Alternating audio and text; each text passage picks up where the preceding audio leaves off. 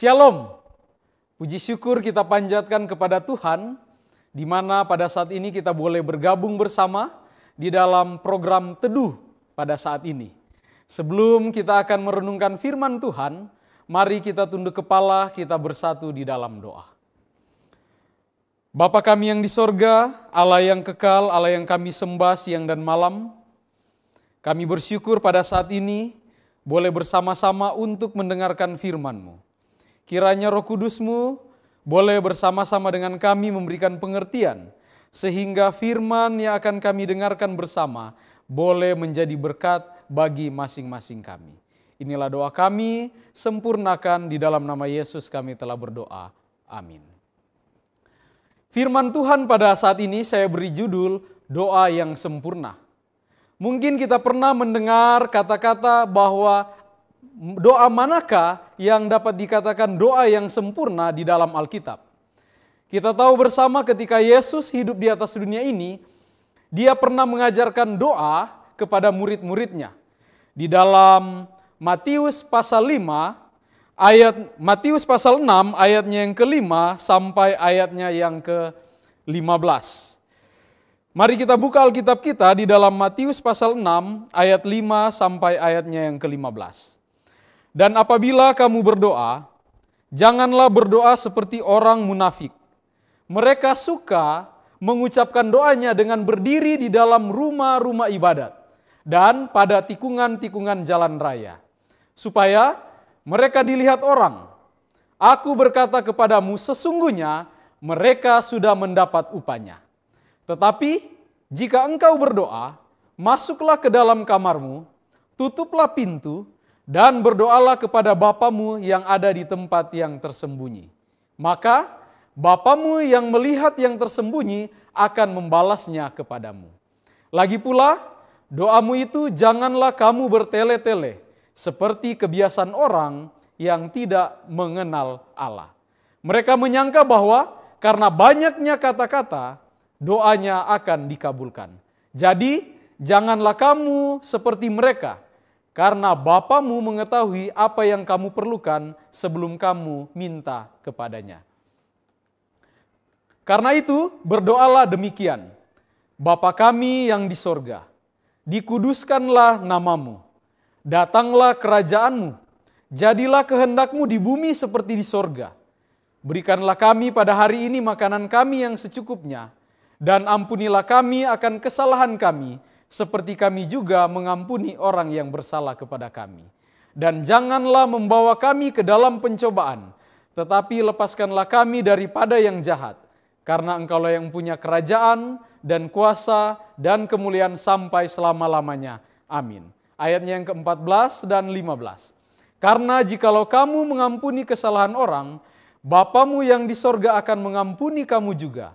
Tetapi jikalau kamu tidak mengampuni orang, Bapamu juga tidak akan mengampuni kesalahanmu. Dari ayat ini kita dapati bahwa ada ciri-ciri doa orang munafik yang dikatakan di dalam Matius 6.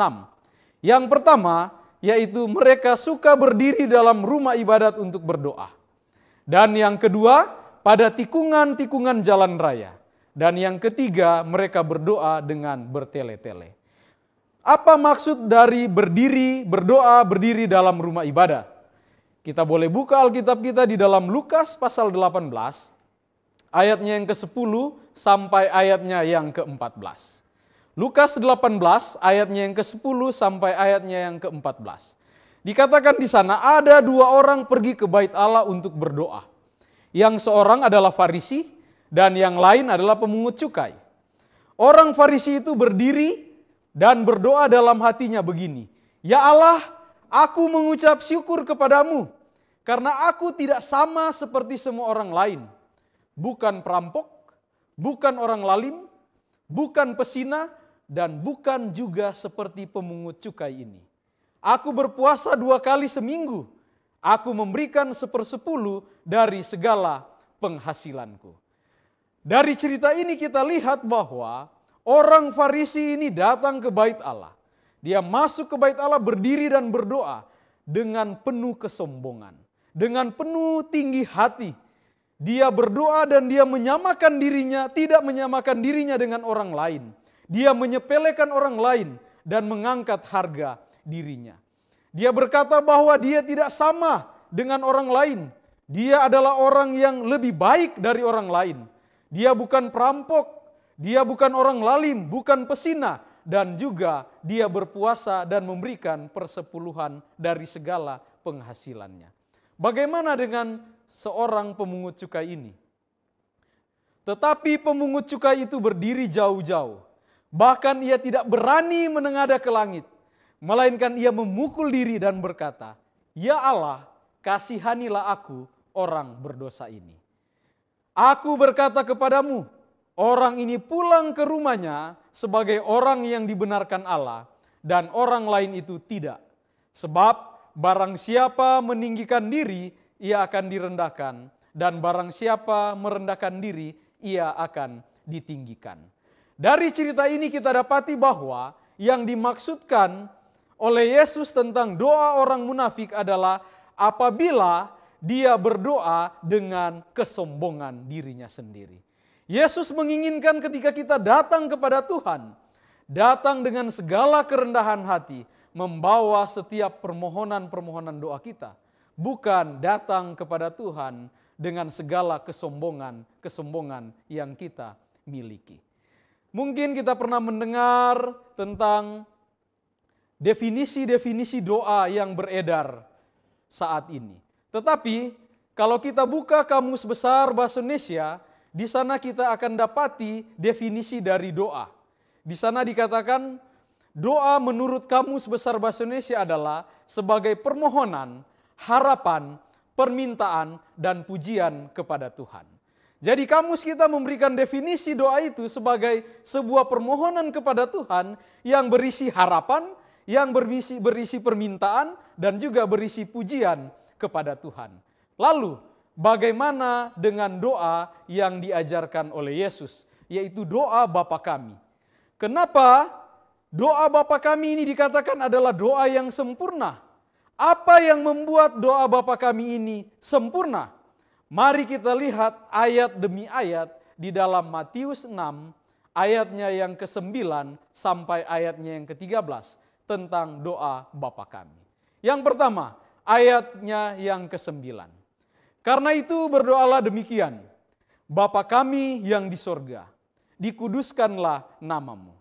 Kalau kita dengar kata-kata di dalam ayat 9 ini, ketika dituliskan bahwa Bapa Kami yang di sorga, dikuduskanlah namamu, ini adalah doa pujian kepada Allah.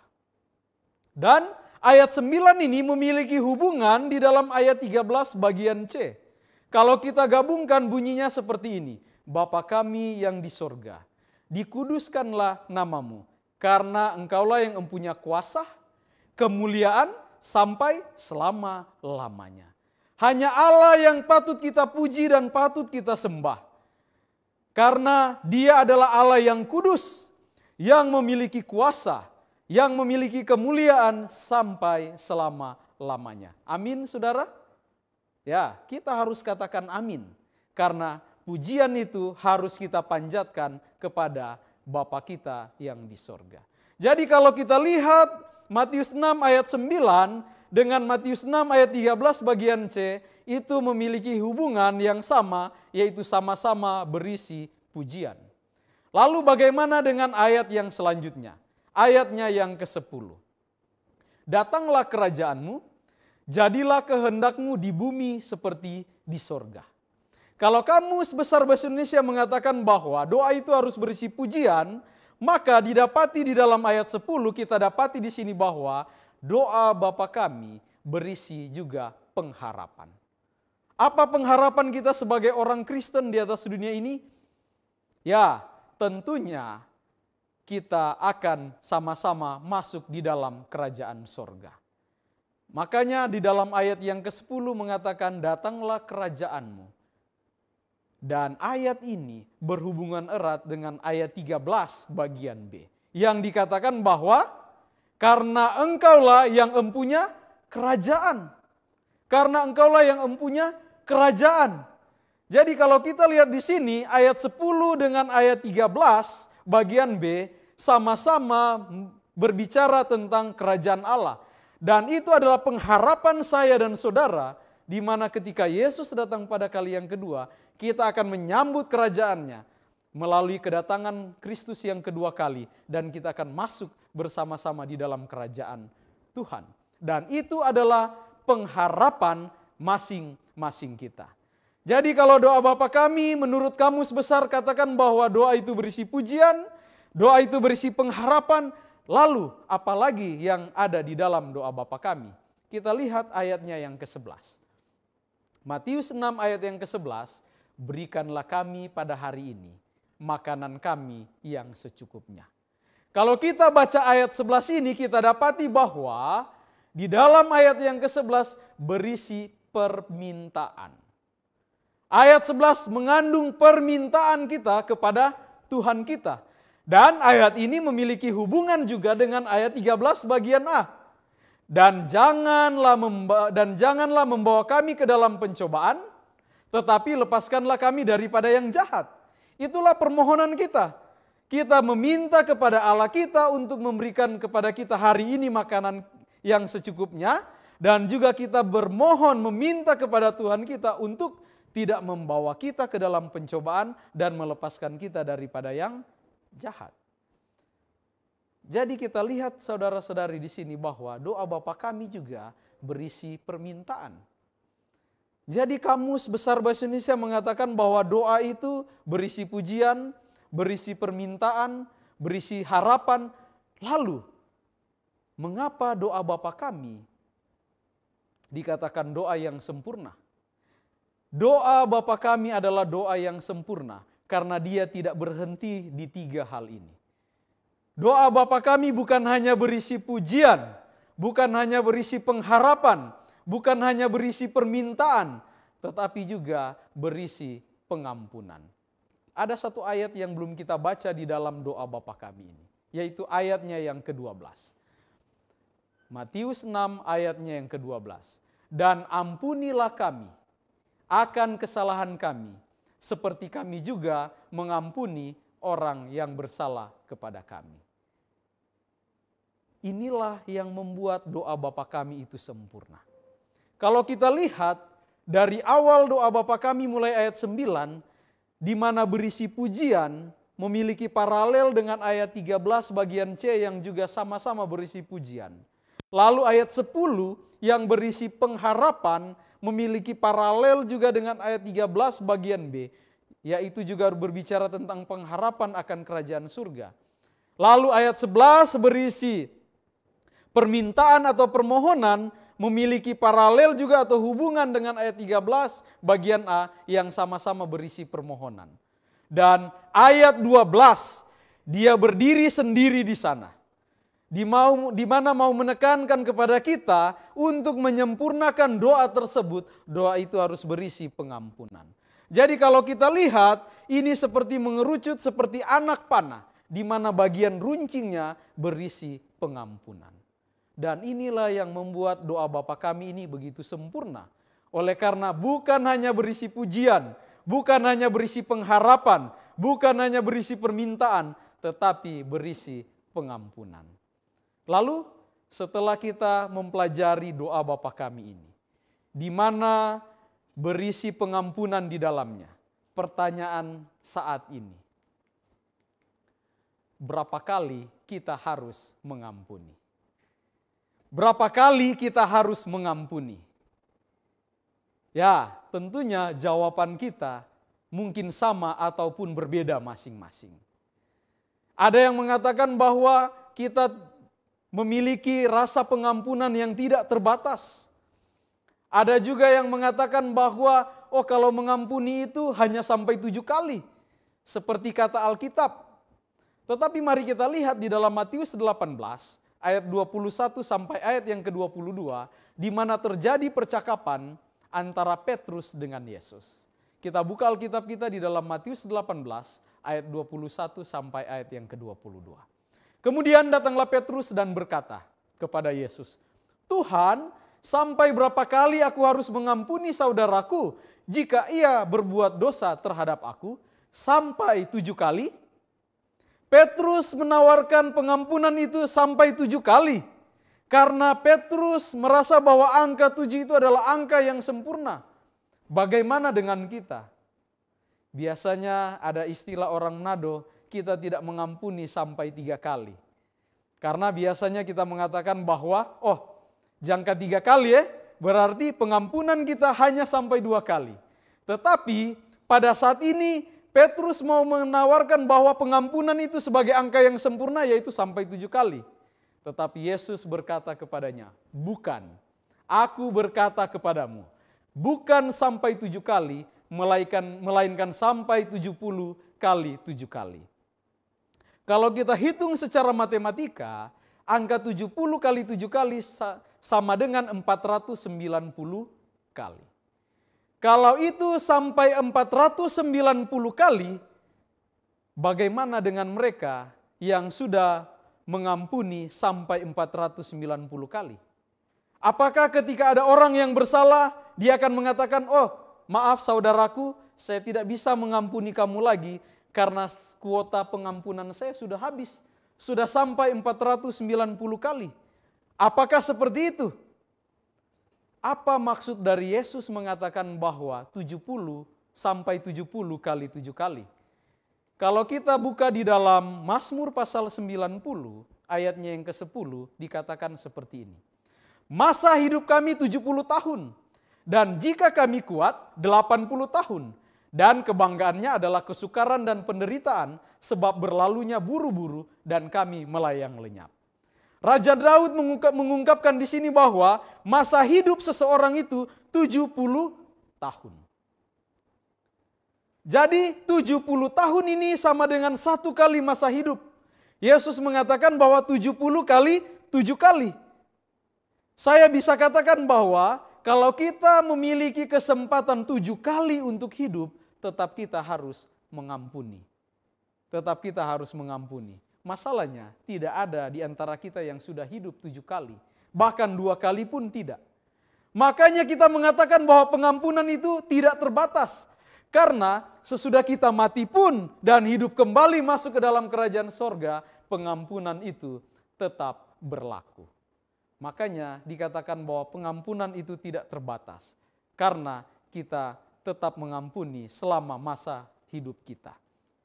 Lalu pertanyaan selanjutnya, mengapa kita harus mengampuni?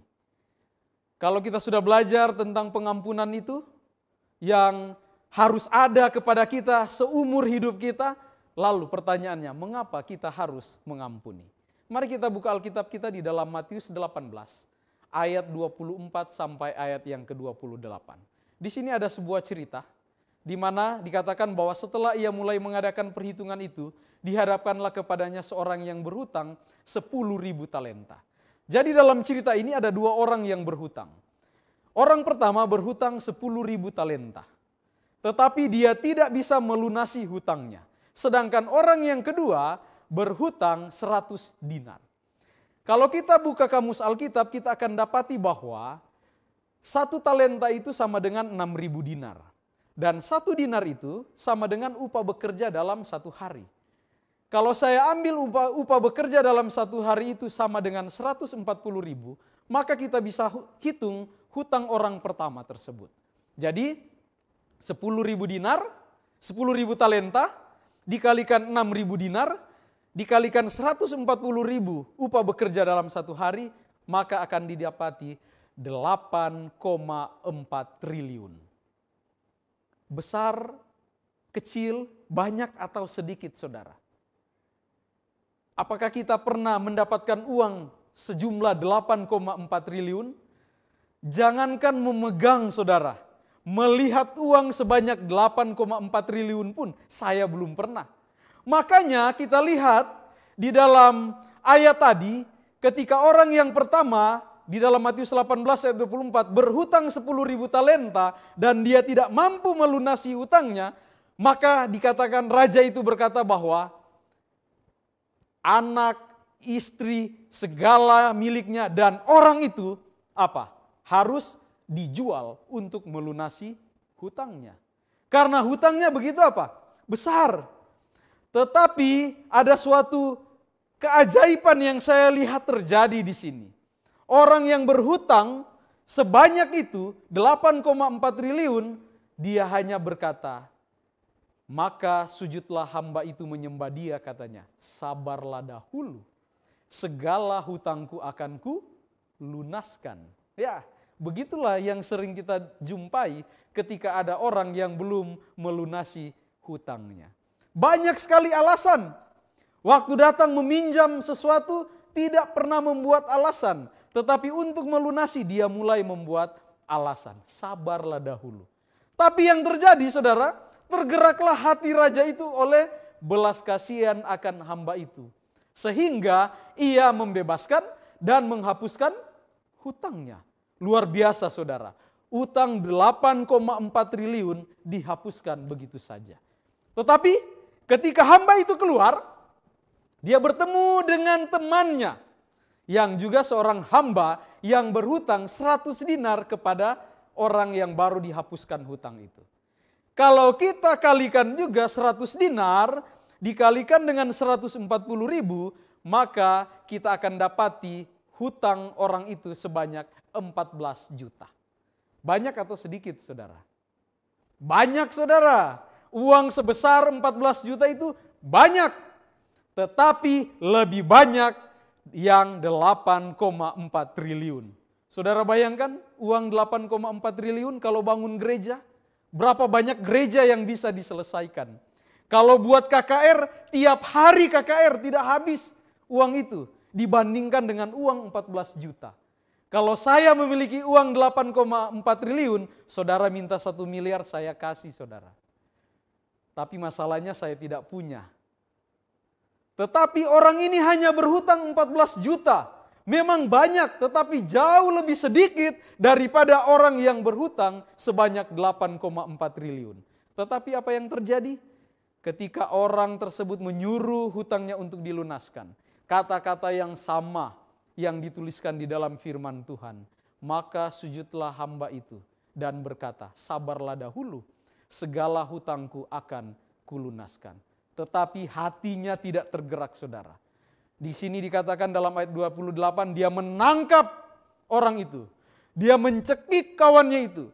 Bahasa Manado bilang dia ramas akan leher. Oleh karena apa? Hutangnya dia tidak lunasi. Dia katakan bayar hutangmu. Kalau kita lihat cerita ini, apakah ada keadilan antara orang yang pertama dengan orang yang kedua? Apakah kita melihat keadilan di antara orang yang berhutang 8,4 triliun, 10.000 talenta dengan 14 juta 100 dinar?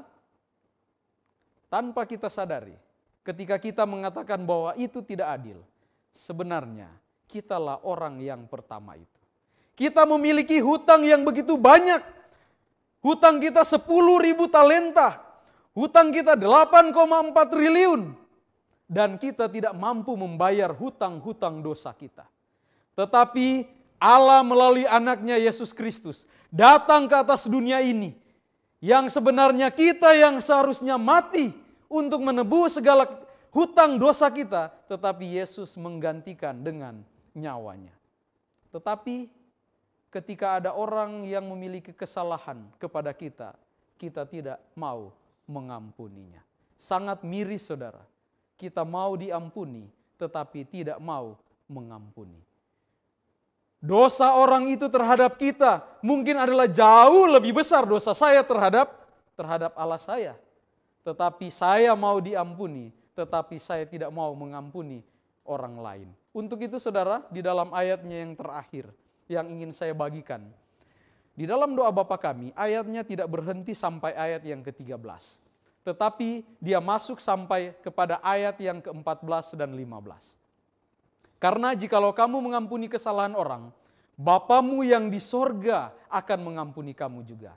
Tetapi jikalau kamu tidak mengampuni orang, Bapamu juga tidak akan mengampuni kesalahanmu. Jangan pernah kita berharap Allah kita di sorga akan mengampuni kesalahan kita kalau saya sendiri tidak mau mengampuni sesama kita. Untuk itu kita renungkan ayat ini, saudara. Kita renungkan doa Bapa kami yang adalah doa yang sempurna yang diajarkan Yesus kepada kita. di mana kalau kita mau diampuni, kita juga harus belajar mengampuni. Kiranya firman Tuhan pada saat ini boleh menjadi berkat bagi kita. Saya bawa dalam nama Yesus. Amin. Mari kita tunduk kepala, kita bersatu di dalam doa. Bapa kami yang di sorga, terima kasih untuk firman-Mu yang boleh kami renungkan pada saat ini. Kami boleh melihat doa yang pernah Tuhan ajarkan kepada kami sebelum Engkau naik ke surga. Di mana bukan hanya sekedar doa, tetapi doa yang mengajarkan pengampunan.